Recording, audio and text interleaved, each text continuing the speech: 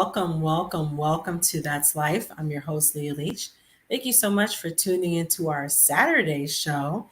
And look who I have with me. I have the wife. We're going to talk about something very important to both of us because this impacts the two of us. But please, before you do anything, make sure that you share this live feed. You can share it from YouTube as well as Facebook. And again, you can go to all of our social media platforms, subscribe, like, and follow us there. All right. Our sponsorship of the evening is Full Focus Media Solutions. Book yourself a photo shoot today with Full Focus Media Solutions. You can follow them on Instagram at Full Focus Media and get 50% off your first shoot. Text That's Life to 404-438-2522 to book your shoot. This is an amazing media company and you will not be disappointed with the work that they do. All their information is below on our ticker, so please make sure that you utilize them if you're looking for a photographer, especially in the Atlanta area. So as you know, we always deal with COVID because it's ever fluid and it's the thing that obviously while we do our show from home. Confirmed cases as of 7:40 p.m. from Johns Hopkins is 166 million, over 166 million confirmed. Deaths is over 3 million. Please, I'm asking all of you all, please make sure you're following the guidelines from the CDC. I know we're getting back to some sense of normalcy. We're not really wearing our mask as we used to, but I'm just asking you to please make sure that you take care of yourselves. Make sure you're still doing the things that are mandated by the CDC and go and get your vaccination. We are both fully vaccinated. I'm so excited that we made that decision together and hopefully we'll get everybody on our team fully vaccinated very soon. So on today's show, we're going to be talking about how to talk about sex with your children. And both of us have kind of a story to talk about when it comes to how we talked about sex with both of our kids. We're going to talk about sexuality. We're going to talk about how that impacted them because it's so important as parents that we don't take that conversation for granted. I think that it's important to have that conversation very early on. And we're excited about talking about it tonight. Maybe. We'll see. We're definitely not experts in this field. So please, we're asking all of you, if you want expert advice, please make sure that you talk to your children's pediatrician, counselors, teachers, anyone that is certified to be able to have this conversation. We're just going to talk about it from our point of view, and we're going to give you some tips and tools on how to have that conversation when it comes time. So when we come back, we're going to kick straight off into the show. We'll be right back.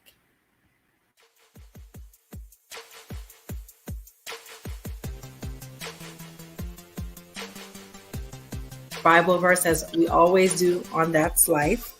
So my quote comes from Mr. Bob Marley.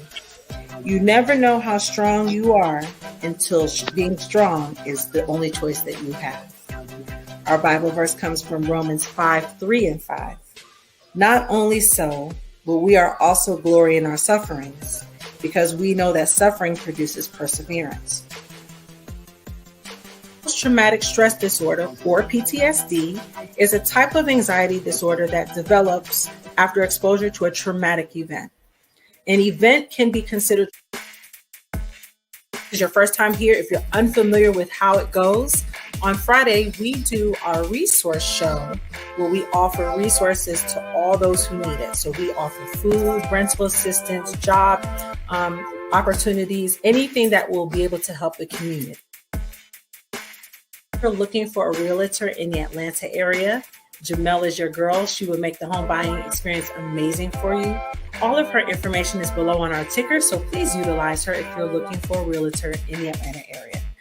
So we always sponsor this week is Zeon Starfighter's book series.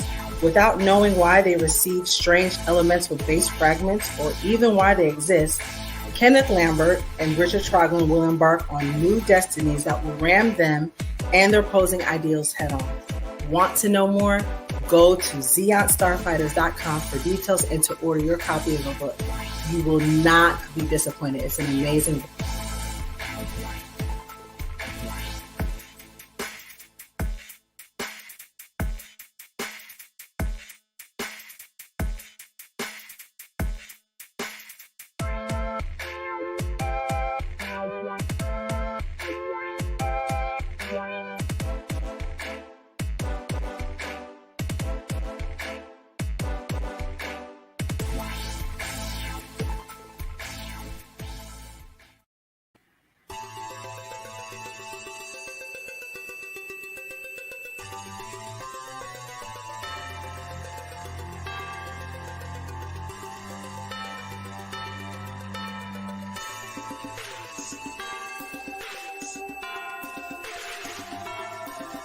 Zeont Starfighters. It's a new action-adventure book series about broken teens being forced into an abnormal situation. There are unique powers and abilities to combat a deranged psychopath and his influence from causing senseless death. Available on Amazon is Story 1, The Beginning, and Story 2, The Struggle. Both are in ebook and paperback formats. It's the start of something that's going to be an epic tale and will become a household name. Please visit www.zeontstarfighters.com to get your copy today.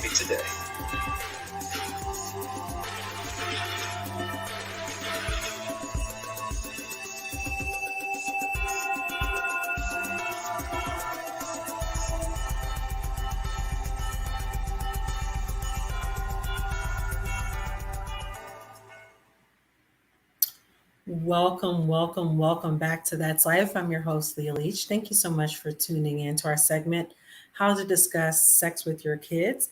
And I'm super excited about having the wife on the show today because we're going to talk about our experience when it comes to how we talked about sex with our kids, because they had lots of questions. And I think it's important to help encourage parents, especially of young children, how to have that uncomfortable conversation. So according to the HuffPost.com, data for the study came from a 2019 Youth Risk Behavior Surveillance System, which ran through the CDC, including that sexual activity existed among 130,000 high schoolers. Yeesh. In 40 states nationally.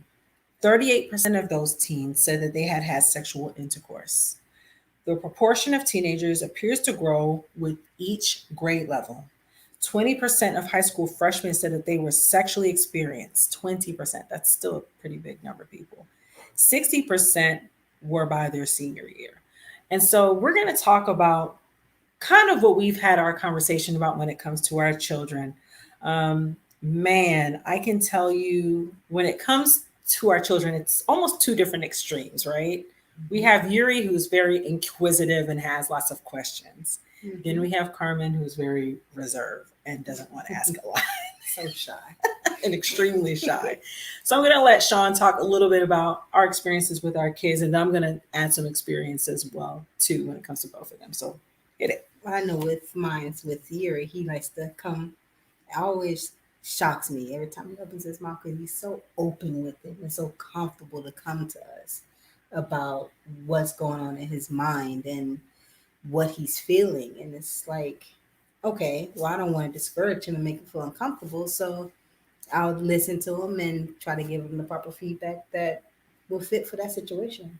And I think it's important that we acknowledge just how open he is. Mm-hmm. I think when we think about young men, specifically African-American young men, it's very difficult for them to have a conversation about sex, especially with their moms. Yeah. And Yuri he has lots of questions and has always been very curious from the age of 4. Mm-hmm. I remember sitting at a bank in the parking lot and I was waiting on Sean to come out, and Yuri said, "Mom, where do babies come from?"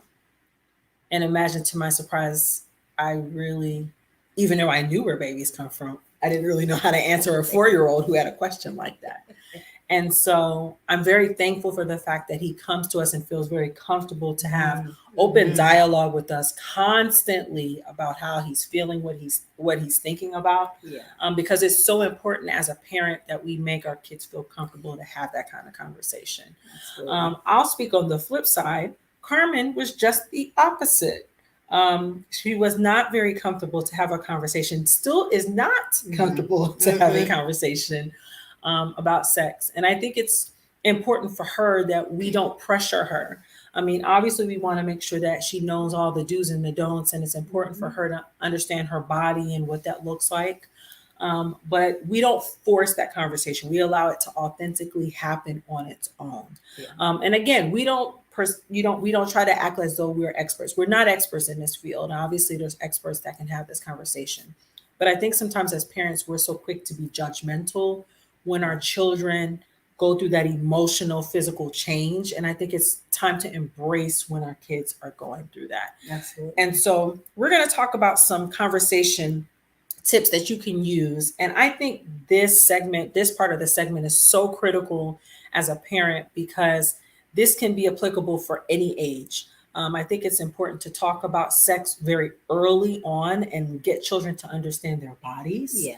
And that was one of the things that Sean and I tried to teach Yuri and Carmen very early on when they were little, to understand their bodies and their human spots. We talked about no spots. It was no spots for age 4 all the way up to about 8 years old. And even now, but now we've kind of used different dialogue because now they're older. And so it's important to kind of have that conversation. Absolutely. So we're going to talk about some tips and things that you can do to have a conversation about the birds and the bees. Yeah. And I think it's important to have this conversation because as parents, we tend to, again, avoid this conversation at all costs. Okay. So the first talking point, I'm going to let Sean handle this, and we're going to talk about a little bit of what it means. So the first one is make sure children know the changes they're going through are normal. And I think that's the most critical, most important part that we can offer our children. So one of the things that's important is talking about your thoughts, your feelings, what that looks like. Like I said, I'm pretty thankful that when we had this conversation with our kids, they constantly were telling us how they felt. Yeah. They were having dreams. They didn't know how to feel about it. They were having sexual things inside of them that they didn't know how to feel about it. And I'll let Sean kind of expand on that just a little bit because it is important that we don't denormalize when kids are feeling sexual thoughts and feelings. So we'll talk about, Yuri, what is one of the critical things that you had to do when it came to Yuri? Talk often. Just have to always talk, leave it an open door, make sure they know it's a safe zone. There's no judgment, there's no criticizing. It's just a place to just talk. And that's the most important thing that you can offer to your children is to talk and to listen. Talking often doesn't necessarily mean you as a parent talking and not allowing them a safe space to be able to conversate back. So make sure that when you're conversating, it's a two-way street. It's not just this child conversating and you sitting there or vice versa in the other way. And it is normal to talk about the feelings that they were going through, okay? The next one for me is help young people feel confident in making decisions. People, I cannot tell you how much peer pressure our children have at school. They have more peer pressure at school when it comes to sex as it stands. I know many of you all know that our son recently just graduated from middle school. And we're so happy for him. But now he's got to have another pressure when he goes to high school and what that looks like. It's important to clarify what your values are and what your values are for your child so they can understand the expectation that you have for them when it comes to sex and when it comes to that whole process of what that looks like. Okay. So the next tip is avoid shame. It is imperative and important that we do not shame our children. I'm very thankful that I had a spouse who was very, just like me, open-minded, willing to listen to our son, our daughter, when they were going through what they're going through. It is important as parents. And I think us, because we're old school, our parents kind of, I could speak on me. It was not necessarily frowned upon, but it wasn't a conversation that was easy to have. And what that sometimes did look like was shame about what we were going through internally. It is a natural course to go through the process of trying to figure out where you are, who you are, what are you doing when it comes to sexually and when it comes to figuring who you are. So do not shame your children. It's a normal feeling. It exists from the beginning of time, and it's important that we're having open dialogue and conversation about it. The next one is create a space for open dialogue that explores your child's opinions. The most important part of this particular point is to allow them to have a conversation that's authentic. It's using TV and media and magazines and pop culture to have a conversation with them. It's important that we as parents don't try to impose our old-fashioned views on someone that's little. Yeah, that's the hardest thing to do. And it's easy to do that, you know. For both of us, we feel like we're pretty Mhm. I won't say hip. That sounds so old No, fashioned. don't say that because then we're going to hear our son talk I about know. that. It's not cool. We're pretty cool parents. And so we try to keep up with the times so that when we have the conversation about sex with our kids, that they don't feel like they're talking to a bunch of old people who don't understand what they're feeling. I'm not saying that we're their friends, but it's important to kind of keep the lingo where they can understand it and feel comfortable and be in that space to do so. What do you think about that?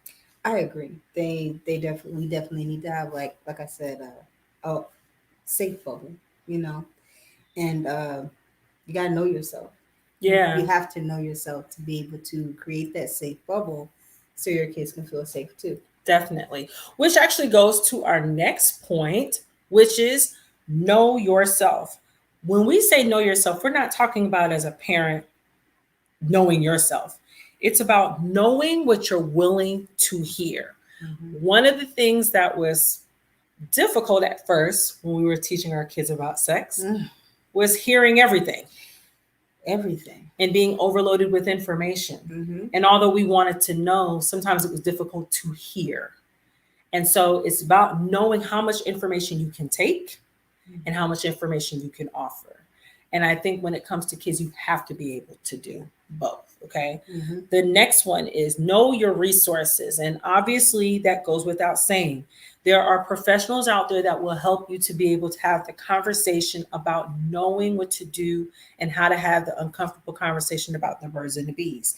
Professionals like pediatricians, teachers, school counselors, social workers, they are out there to help you to have that conversation with your children when sometimes we don't really know what to say.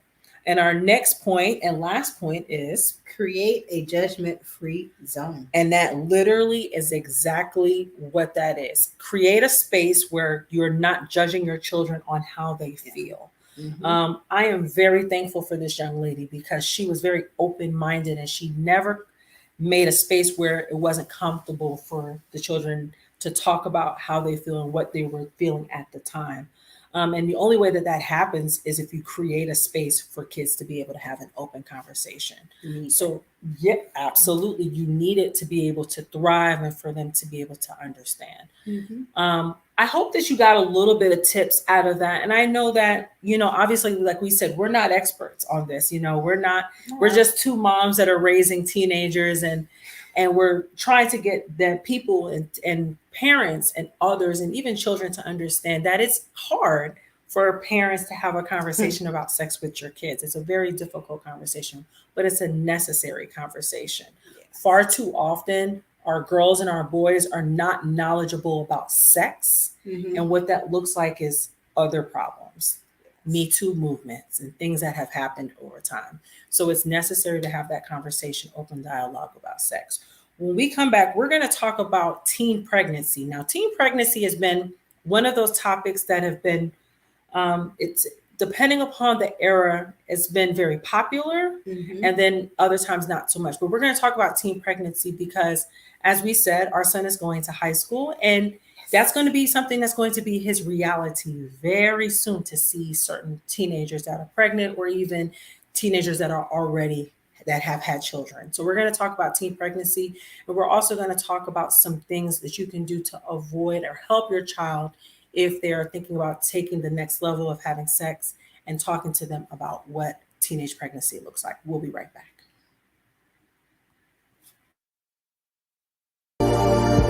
You ever just dream big, dream real big? I mean, I wonder what that would look like.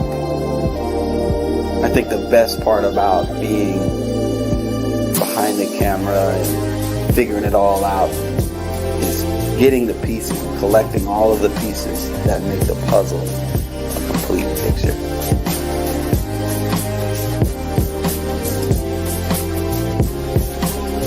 How do you make it all come together? Situations, scenarios, and different things on the screen. What is it that you want to do? When it's time to actually be creative, collaboration is key. You can count on me to help turn that vision into reality.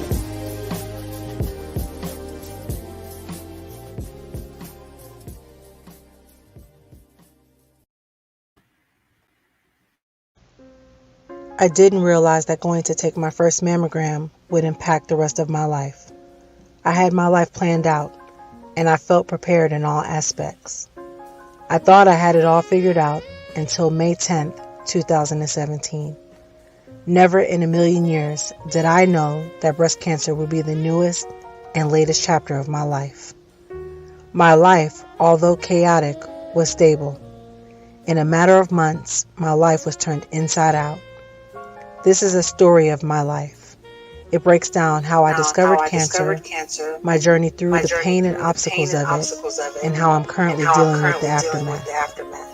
I must move forward on this unpaved road called life. I hope that after reading my story, you'll be more inspired, you will be stronger, you will feel freer, and you are able to move forward in your own journey, whatever that may be. God bless you, and know that I'm in your corner. Welcome back to That's Life. I'm your host, Leach. Thank you so much for tuning in to our segment, How to Discuss Sex with Your Children, with my special guest, my spouse, because this has been internally our experience when it came time to talking about sex with Yuri and Carmen and what that looked like, and even other children, because we even had this conversation with other kids too. Surprisingly, I guess we're doing something right. Yeah, so definitely. So now we're going to talk about teen pregnancy, and teen pregnancy has been one of those things that has transitioned and changed over time. So we're going to read some statistics based upon that.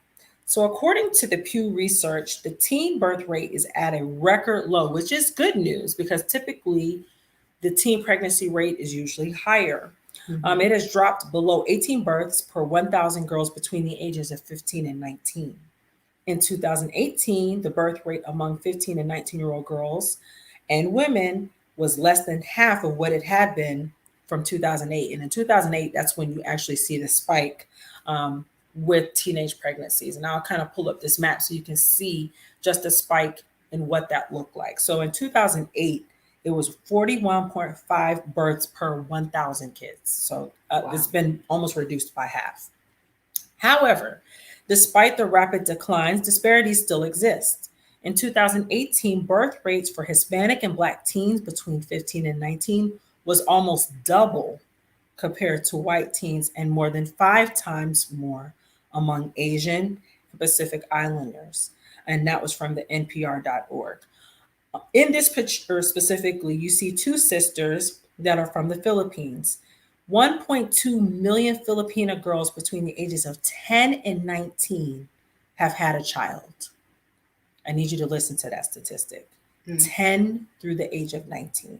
Wow. 24 babies per hour are born in the Philippines because the age of sexual consent is 12 years old, if you can believe it. I can't believe it. And it's crazy to even think about that. In this picture that you see of these 2 sisters, the one to the left is 17 years old. She has her baby in her arms and she is pregnant with her second child.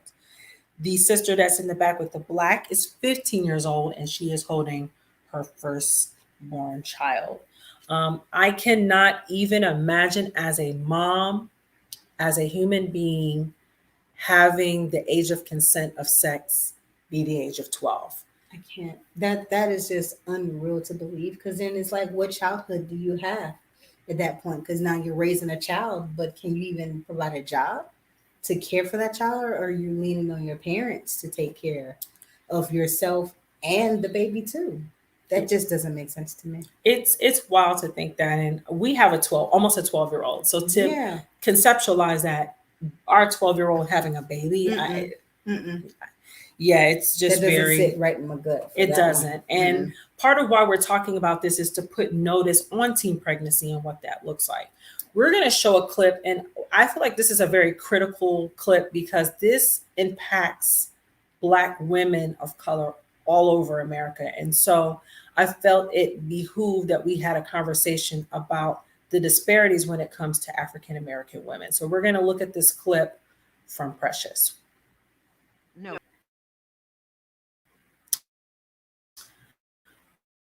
For exactly what Clarice goes through.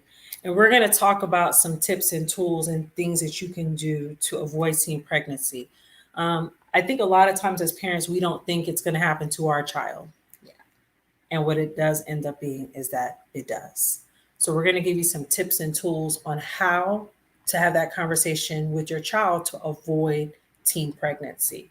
I think it's far too often that our teens feel that they're alone, much like Clarice did. And so we're going to talk about some ways to improve on that. We're getting ready to go into our halftime. Yes. And we are excited about our minute with the mini chef. We'll be right back. Hi, I'm Carmen, and this is Minute with Mini Chef. Today we're going to make homemade honey mustard. You can make this vegan by using vegan mayo and maple or agave syrup. For regular homemade honey mustard, mix mayo, yellow mustard,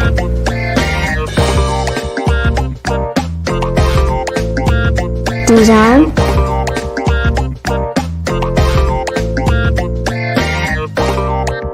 mix to combine.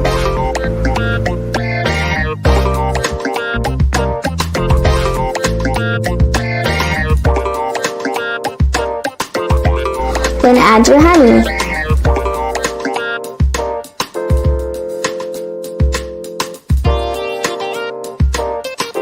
And there you have it. Homemade honey mustard. I hope you enjoy. Bye!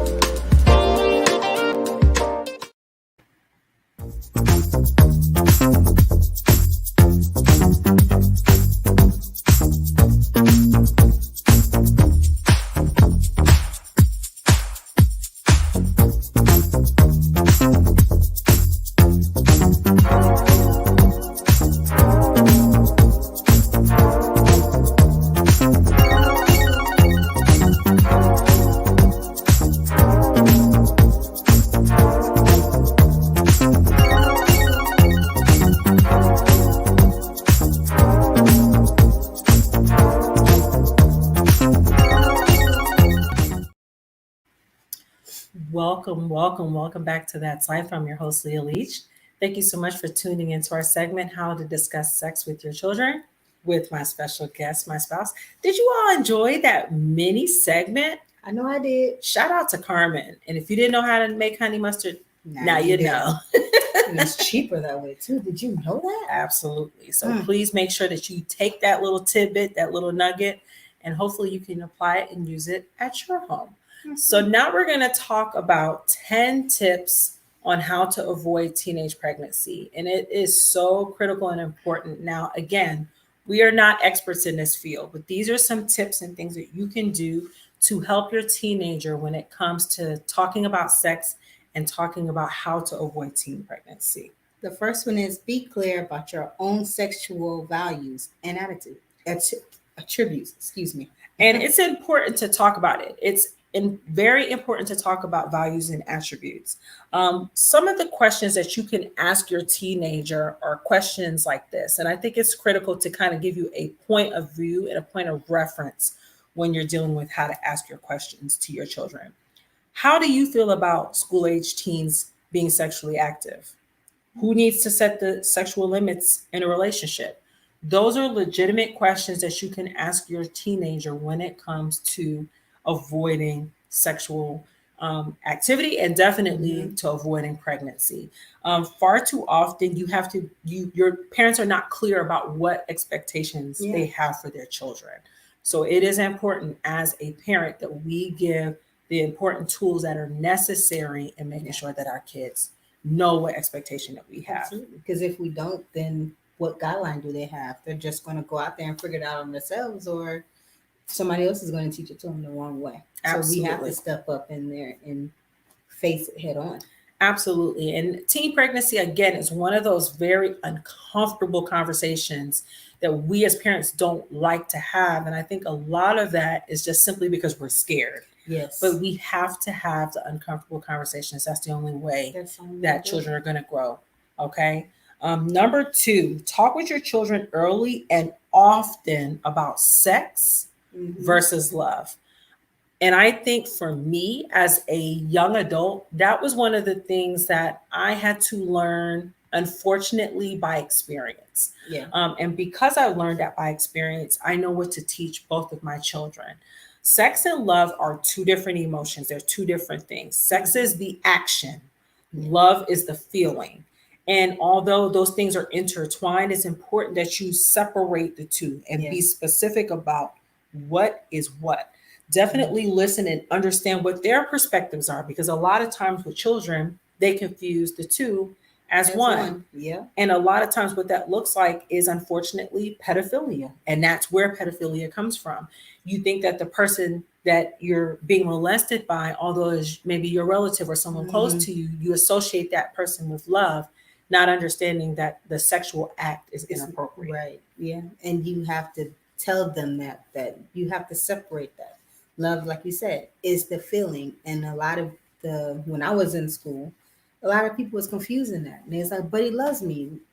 No, he doesn't. Or it's the reason why maybe he does, doing. but unfortunately. But who really knows what love is though when you're that age?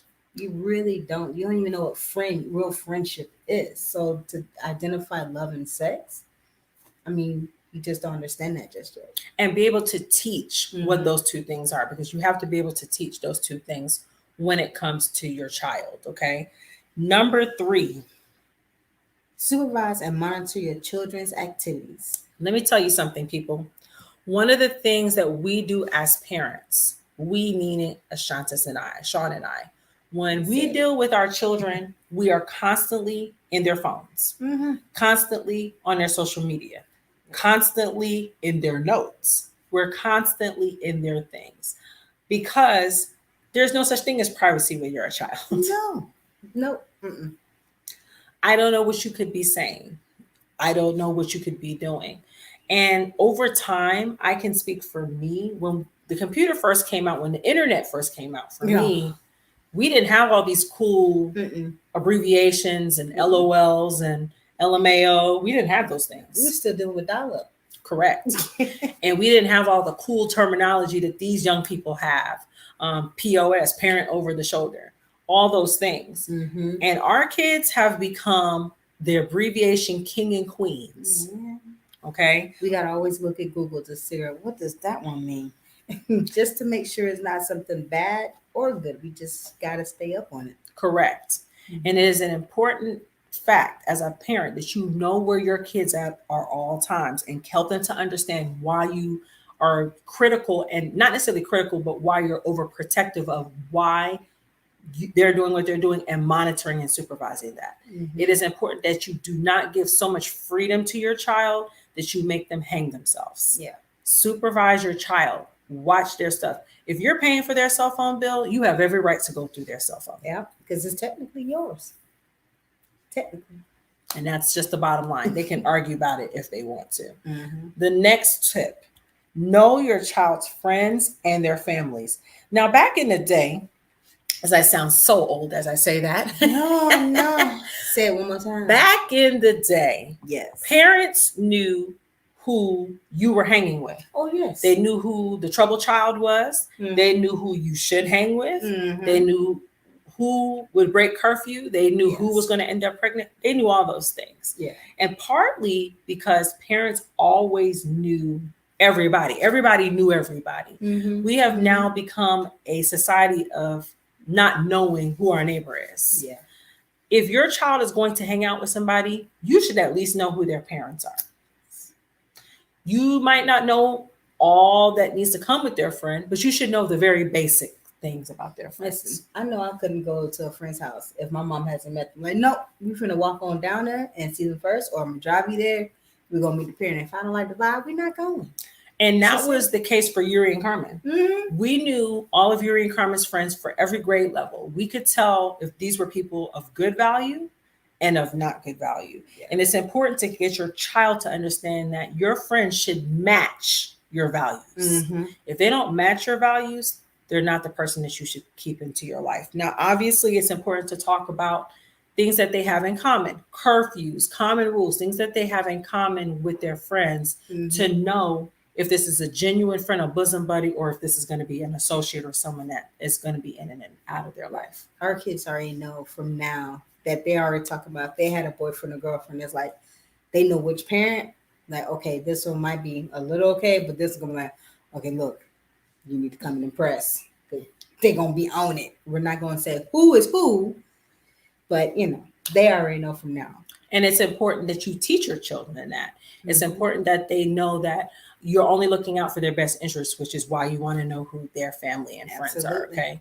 The next tip of the evening is Discourage early, frequent, steady dating. it is important as a parent that although our teenagers and even our tweens Mhm. like people and they even might have crushes, steady dating or multiple partners Mhm. or dating too early will only encourage the idea of Yeah. early pregnancy. Yep. It's important that we talk to our kids about going in groups. We are big proponents of our children going in group settings with their Mhm. friends to whatever that looks like. We are not okay with it just being them and someone someone. else. Yeah, no. That's We're not okay with that. Nope. It leaves too much error and room for problems to happen. Right. If there's just one other person, trust and believe one of us will be there. Definitely. So Mhm. it's important that as a parent that you don't encourage steady dating, specifically high schoolers. Now that Yuri's going into high school, one of the things that we tell him is that you're going to see a lot of girls. You're going to see a Mhm. lot of girls in different statures, different grades, different races, everything. And it's important to get him to understand not to commit to someone in high school. Not that there's anything wrong with that, but what it forces you to do is focus on the relationship versus focusing on the academic, Right. The part most of it. important part. which is the most important part. Yes. Yeah, back in the day, you dating your high school sweetheart, there was really nothing wrong with that. And there really wasn't any issue with that. Right. But I think that over time that children don't know how to really do Separate. academia No. and separate that from their relationship. No, there is no separation. At that point, it's just the relationship, and then the school part just wastes away. And like, well, what do you want me to do? I got this person here, and they need my attention. And social media has only amped that up so much more, you know. Social media has made it so important to be in a relationship and to be in love and all of those things. And there's nothing wrong with that. But as a child should be focused on the things that are important in terms of making a moral compass for themselves and giving themselves a set plan on what they're going to do as they become an adult, Right. because it's so important that we're supporting our children when it comes to that aspect. Mhm. The next tip of the evening is take a strong stand against teens dating people who are significantly older and younger. The reason why this tip is on there is that far too often power differences can lead to risky situations. It also can include unwanted and unprotected sex. I can speak from my experience specifically. There was a young lady who I went to high school with, and she was 14, just like I was 14. Her boyfriend was 17. He was actually getting ready to turn 18. Mm. What that looked like was constant pressure from him about having sex, even though she wasn't ready. Mhm. And although she was firm at first and she was able to hold her own at first, eventually that urge became harder to fight. And she went and she had sex. And on her first time she had sex, she got pregnant at the age of 15 years old.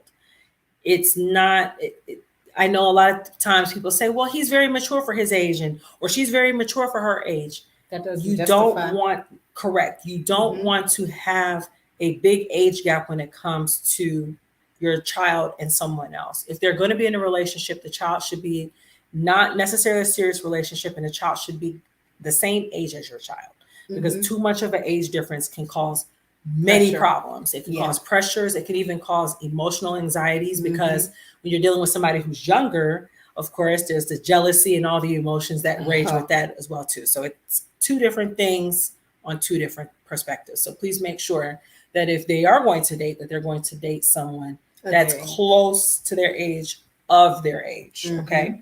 The next tip. Help your teens have options for the future that are much more attractive than early pregnancy and parenthood. It is important that we are giving our children meaningful goals. Meaningful goals meaning that when you graduate from school, you want to be doing something that's Mhm. career oriented, or even going in the direction of up. Yes. Parenthood is a wonderful thing. We're thankful to be parents. We love being parents. I cannot imagine being a parent at 18 years old. Mm-mm.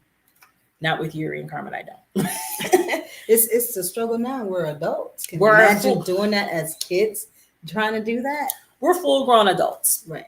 and it is difficult raising full grown adults. Right. Well, Yeah. almost adults, many adults. Mm-hmm. And to have done that as teenagers, I cannot imagine what that would have looked like. Especially when you're still trying to figure yourself out and create your own identity for yourself. How can you create your identity for yourself and help another child if you doesn't even have yours yet?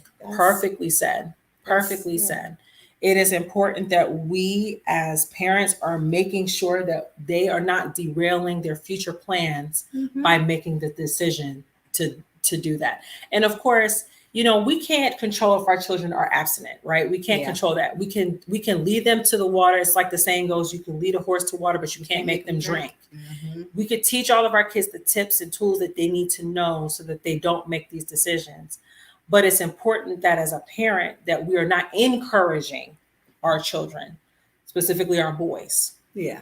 not encouraging them to have early sex, because in doing so, they're going to put themselves in a position and in a predicament, Mhm. that's going to cause them to become Yeah. fathers at a young age.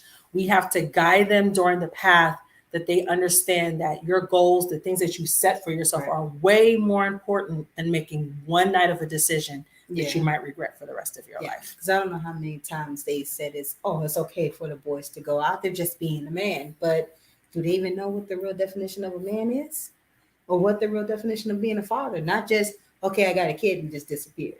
Because now you got to raise this child to become a proper father. There's so many kids out there that doesn't have a father. And I think that that's the biggest takeaway from that. Our boys are influenced all the time to go and have sex, right? They're Mhm. influenced to do that. What they're not told is to step up as a man if you do something Exactly. in terms of pregnancy. Right. Far too often, we have too many Black women, Hispanic women, Mhm. people raising their children on their own Right. because they're not teaching our boys to be proper men and to step up and to take care of their responsibilities. Absolutely. We as parents have to make sure that we are doing what is necessary to make sure that that does not happen. Exactly. The next tip, emphasize how much you value education. We talked about this recently when it came to our children. Mm-hmm. Education does not necessarily mean college. And let me say that again, because I think sometimes as parents, Mm-hmm. we're quick to say, you're going to go to college. It's not for everybody, though. And we put that pressure. You're going to be the first one in the family to go to college. Mm-hmm. Education can be trade school. Education can be the military. Yeah. Education can be community service. At this point, it doesn't make a difference if education is college. Right. One of the things we taught our children is when you graduate from high school, we want you to either consider trade school, Mm-hmm. college, if you want to go to college, or the military. The reason being is because no matter which one you choose, you're going to get something that you need out of it. Okay. Yeah. There's always room to grow and learn, and you just got to learn the right stuff. You got to stay focused to become a better you instead of being in the wrong stuff, because then you're going to get stuck there. It's going to be like, what is a rut? Definitely. And it's important that you set high expectations for what your children's performances should be. It is important that you intervene when you need to. Mm-hmm. Another key thing that drives me crazy, there are lots of parents that put their children in extracurricular activities. Extracurricular activities are great. Okay, they're amazing. I was in ROTC. That was my extracurricular activity when I was in high school. She was in Same here. ROTC Yep. as well too. But it does not come before your academic. Right. Yeah. And I've seen too many parents who their children is in basketball and football, soccer, And like everything, and just not in school. and they're not in school. They're Yeah. more focused on them going to practice and practicing until 8, 9, 10 o'clock at night, but still making their child and hoping that their child will function if they get up at 6 a.m. Yep. How does It's that like, work? That movie where it was all about the basketball players and Coach Carter. Coach Carter. That's it. They were more focused on the game and the kids doing the sport than their own education. They were all failing in school. And part of that is because them as parents had Mhm. set the expectation that my child's never going to be good at academics, but they'll always be good at basketball. Right. We as parents have to make sure we set the expectation of what we want our children to be Mm-hmm. in terms of academics. Everybody's not a straight A student. Everybody's not a straight A and B student. Yeah. But everybody should be able to apply and be their very best. And you should be able to support that.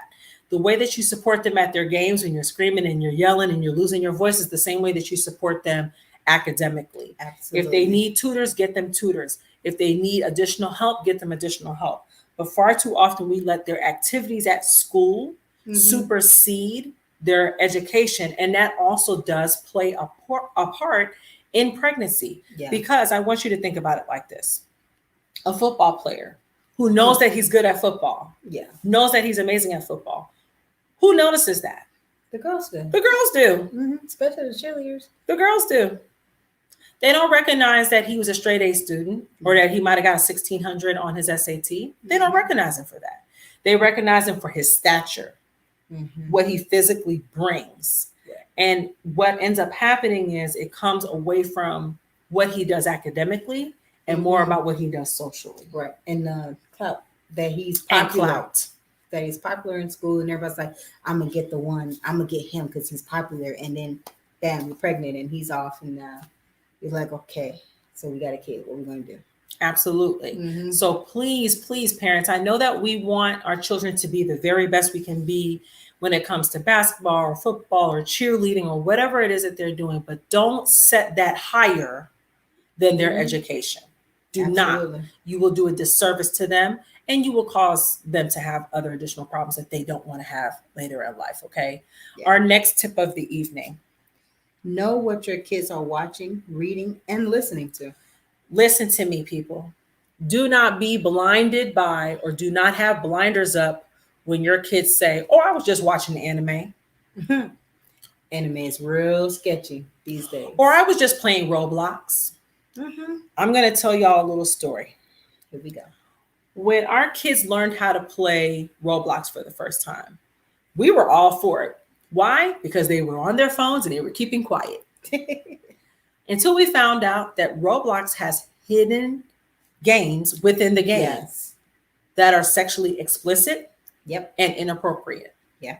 And what they do is they infiltrate games, children games, and they make it sexually inappropriate for kids.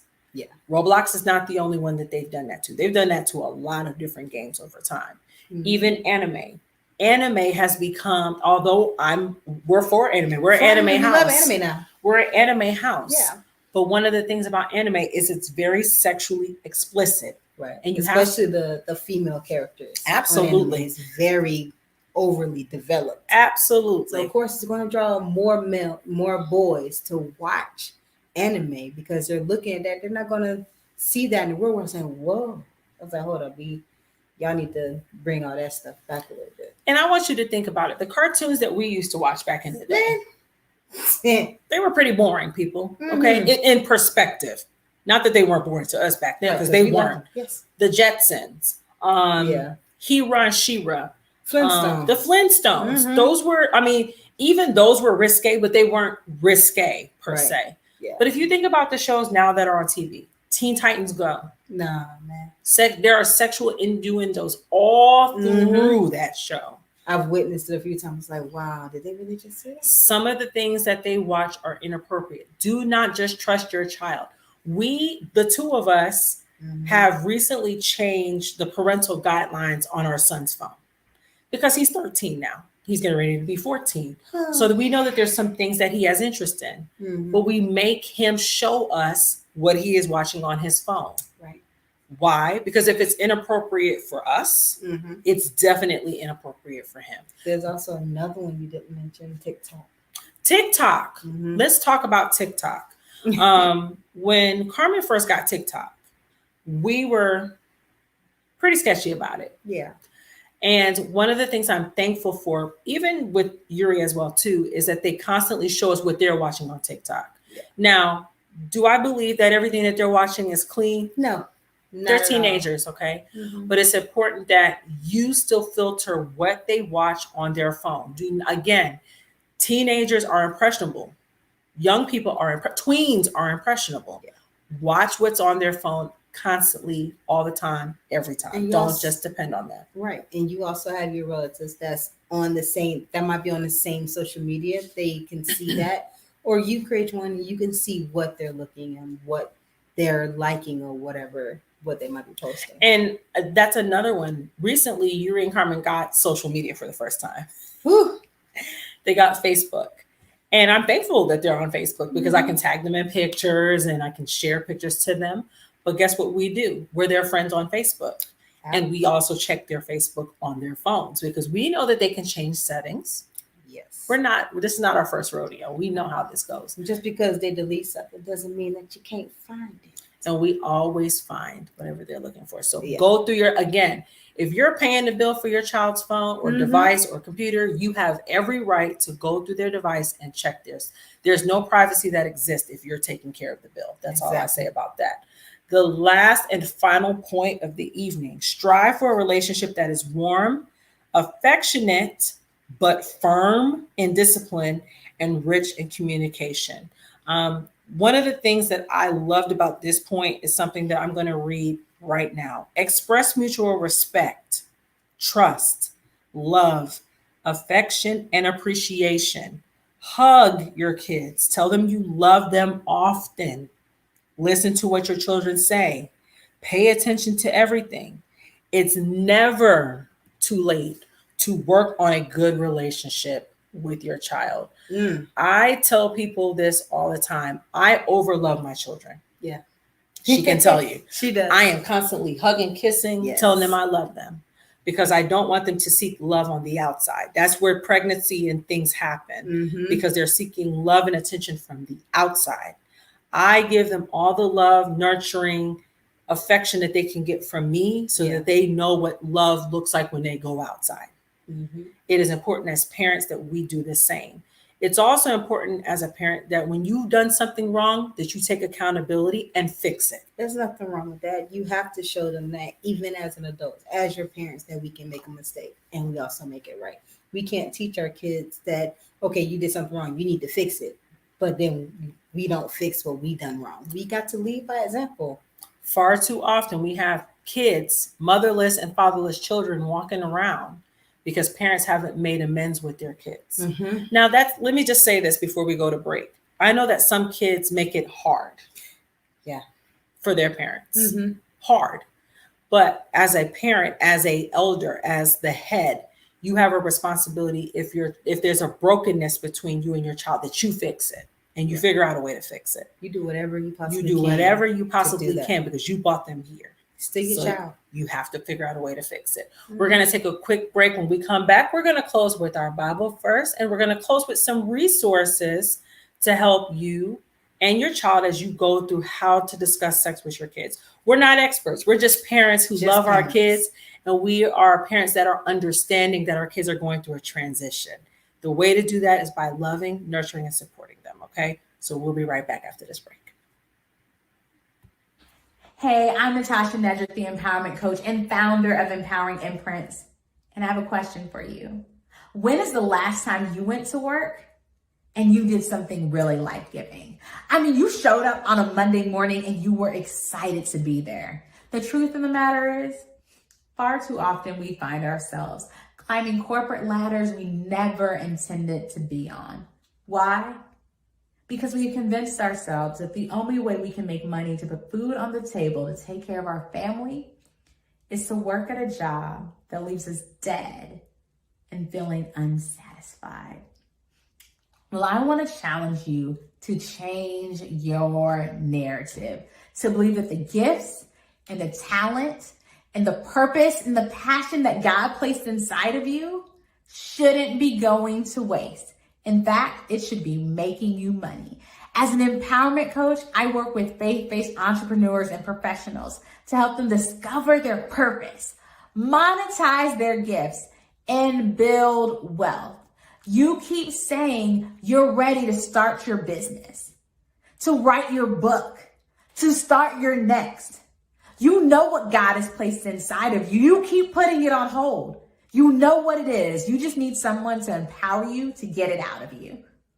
Go to empoweringimprints.com and let me empower you to do your next.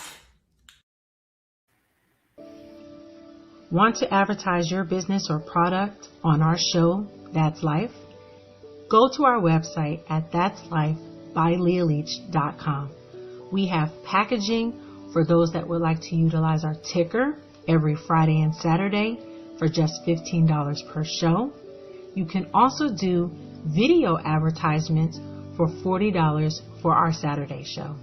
Take your business to the very next level and utilize us so that we can help you expand your business. Until then, make butterfly moves daily. Again, you can go to our website at that'slife.bylealeach.com for all packaging, pricing, and for further details.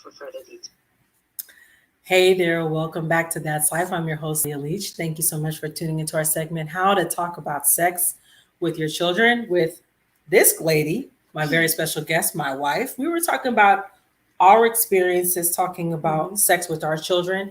And again, we're not professionals, people. We're just here to offer you tips and tools on how you can talk to your children about sex, because it is an uncomfortable conversation, but it's a necessary conversation to have with them, especially as they change. Okay. Absolutely. So we're getting ready to close our show, but we want to offer you some things to help you be beneficial. Yes, so I have a few resources for us to help get people out there to get help if they need it. One is utilize resources, counselors, teachers, etc., so they can help you within that. Another one is websites like scarymommy.com and kidadl.com give great online resources. And it is important that you utilize your teachers, your counselors, people that know your child or even have a specialty in helping children, because they will help guide and mold you to have the conversation. Sometimes as parents, it's kind of hard. We can guide other people, but we can't guide our own. Oh, yes. That's why we have professionals there that can help guide you when you have that conversation about sex. And last but not least, talk daily, often, lovingly, and firmly. It's so important that we as parents are doing that, because if we don't talk lovingly to our parents or our children, they won't receive us. Absolutely. It's also, if we're not talking firmly enough to our children, they won't receive us. They'll think just being a friend. Correct. Being a so, and there's a very thin line between being a parent and a friend. So be the friend that listens, be the parent that guides. Yes. That's the most important and critical part. Got to have that safety bubble. You've got to put that safety bubble in place so they know that, okay, they can come to you and say, okay, I need the safety bubble. And you give that to them. It's going to open a lot of doors between you and your kid. Definitely.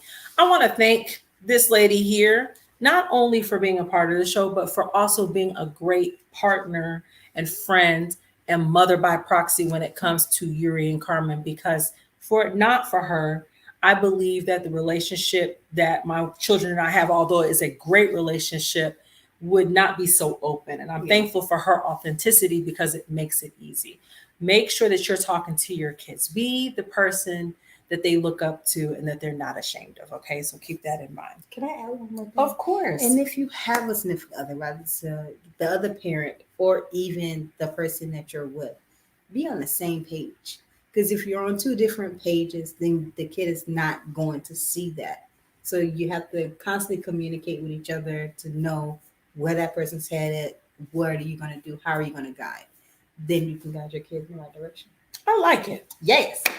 All right, so now we're going to end our show. And as you know, we always end with our quote and Bible verse of the evening. So our quote comes from Dr. Sol Gordon. Parents are the sex educators of their children, whether they do it well or whether they do it badly. Don't do it badly. Do it well. Our Bible verse of the evening comes from Proverbs 22:6. Train up a child in the way that he or she should go, even when he or she is old.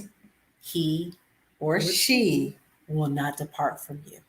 Thank you so much for tuning into our show, How to Talk About Sex with Your Children. And I hope you don't feel as much anxiety anymore, that you can be able to do this with a deep breath. Yes. From me and her, we'll see you next time. Bye. Bye.